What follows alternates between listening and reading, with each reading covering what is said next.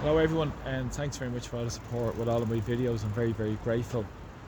Tonight I'm outside Leinster House on Kildare Street, just behind me, the home of the houses of the Oireachtas Dáil Éireann and Shannon Éireann, home of over 70 millionaires that are sitting TDs currently. We'll be now facing an election over the next week to go back into Dáil Éireann. Many are multi-millionaires and many are landlords. We've seen the crisis being created by the landlord parties in terms of facilitating so many people who are profiting from the misery of others with a housing disaster. And at the most steep end of that is the homeless crisis and disaster. That is our own full-blown humanitarian disaster that's never got the recognition it's deserved or attention it's deserved from the media or the political classes. This year in Dublin alone, over 40 people have died on the streets of Dublin. Think about it, 40 people have died. That's 4 people a month. It's absolutely disgusting and disgraceful. And this is a country that they claim is ever so wealthy, has record surpluses, looking upwards of 25 billion, including the Apple money this year. But of course, the political classes and political establishment represent the very wealthy, the big corporations, and don't represent the interests of all the people. Just yards from me here was a doorway where a man by the name of Jonathan Curry died nearly 10 years ago, back on December the 5th, on a bitterly cold night in 2014. That sparked huge uproar and, of course, attention by the political classes.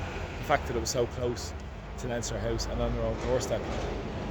But again, what was achieved for people? Next to nothing. We have record rents, we have record homelessness, over 15,000 people in so-called emergency accommodation, nearly 500,000 couch surfing, what they euphemistically call people that can't afford a place to live, and also record house prices and record amount of evictions. 100 years on from the foundation of the Free State, what we've really achieved? Next to nothing, I would argue, because it's got backwards and so many policies have regressed in terms of looking after the decency and dignity of people to have a home and the proper services that support those also as well.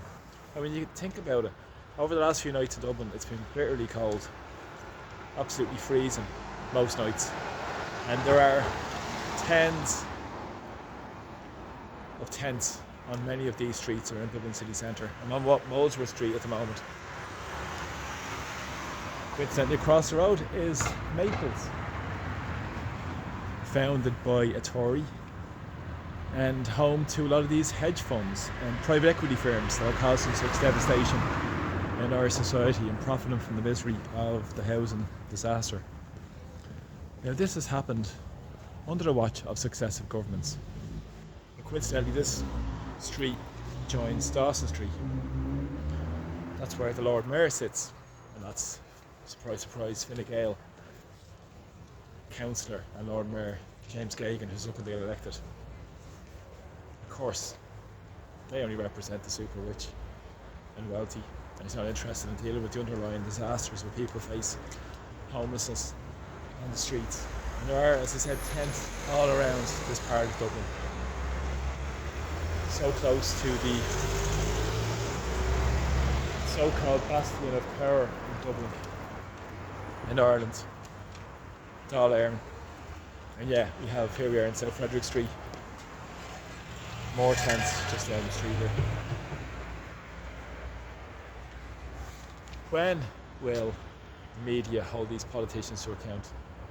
When will the electorate hold these politicians to account for what they've created and what they've caused in people's lives by not having a home as a social good where people can have dignity, security, affordability, and live a decent, productive life and be a valuable part of our society and not be neglected and forgotten about and being disregarded by the political establishment? There should be public inquiries, independent public inquiries into each and every homeless death. There should also be proper supports for people who are on the streets. It's not necessarily just providing a home, but it's about providing supports.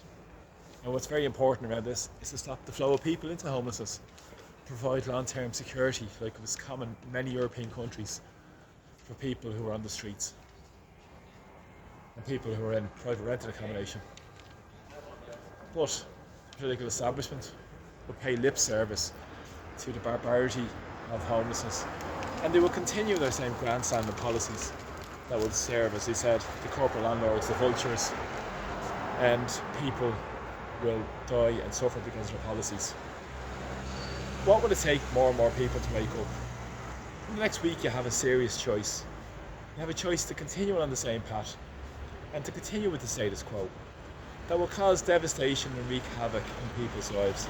We saw that in the consequences of the bank bailout, which opened the door to vulture funds, devastating austerity that cost so many people's lives and destroyed people's livelihoods also. We need a radical shift in Ireland.